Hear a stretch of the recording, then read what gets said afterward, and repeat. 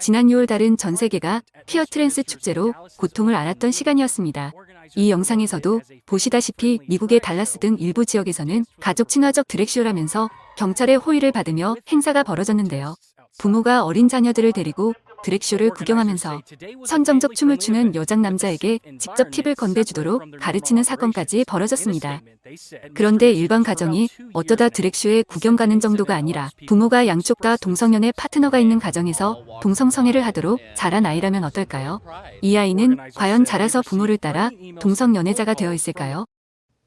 When I was 2 years old, my parents got a divorce and both of them went into same-sex relationships. They were very political activists. They joined the local board of directors of GLAAD.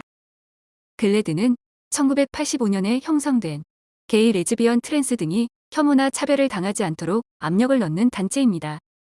미디어에 게이 등장인물이 없으면 게이 캐릭터를 끼워 넣으라고 압력을 넣는 등 한마디로 요즘 트랜스 조직원처럼 그들의 심기를 거스르면 바로 처단에 들어가는 배타적, 독선적 단체인데 역시나 늘 포용과 평등과 다양성을 외칩니다. They took me with them when I was very young to gay clubs and bars and pride parades and events and campouts. I remember this one time I was marching this gay pride parade when I was very young. 그렇게 어린 시절을 보내던 캘럽은 어느 날 퀴어 축제 행렬 끝에서 한 종교인 무리들이 하나님은 너희를 극혐한다.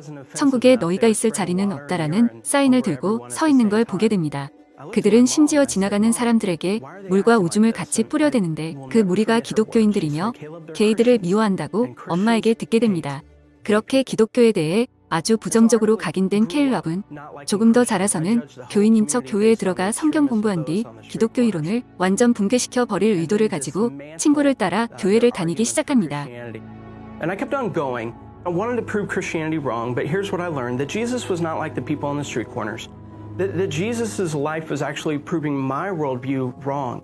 And I also learned that Jesus had very deep theological convictions, but he also had very deep relationships with people who were not like him, and people who were marginalized and outcast and pushed aside not only by secular society, but also by religious society as well. And I gave my life to Christ eventually, and I wanted to become a Christian, and I decided to become a pastor pretty much all within the span of a week. And I remember telling my parents, I was a 16-year-old teenager coming out as a Christian to my 3 gay parents. They disowned me for a while. They kicked me out. They didn't want to have anything to do with me. The same frustration and the same treatment and the same extremism that they feared from the people on the street corners, they gave to me at the same time.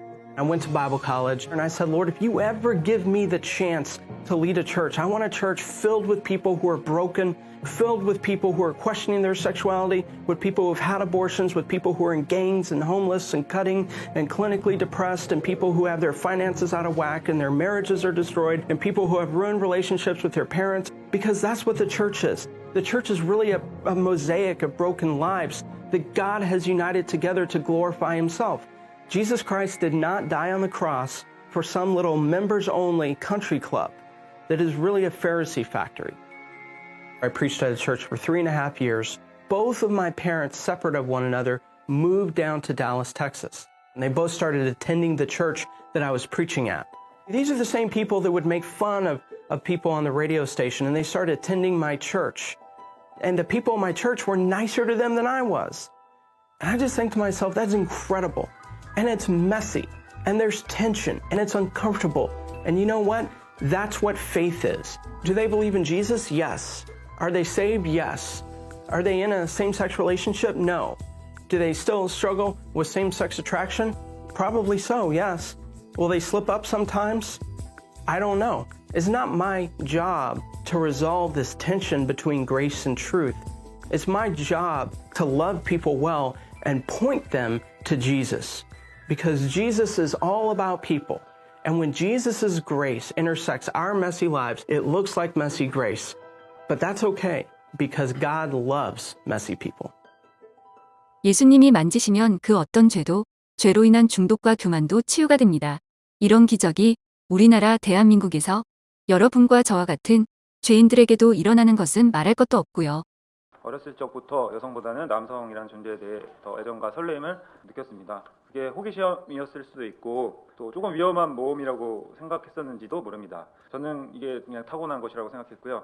그렇게 멋진 그 게이 라이프를 살게 될 거라는 기대감에 저 어린 시절을 보냈던 것 같습니다. 하지만 제가 소수라는 무리에 속해졌을 때 굉장한 자유함과 또 재미와 엄청난 짜릿함들이 있었죠.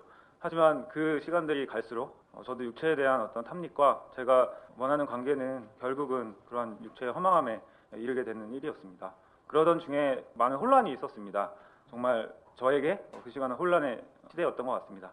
많은 혼란을 겪는 중에 저도 범수 전도사처럼 이호나 목사님을 지금 여러분은 어떤 열악함, 어떤 충동, 어떤 중독과 싸우고 계시나요? 조금만 귀 기울여 문 두드리는 소리를 들어보세요. 똑똑똑. 누구세요? 예수님이 진짜라면 반드시 당신의 마음 문 앞에 서 계실 겁니다.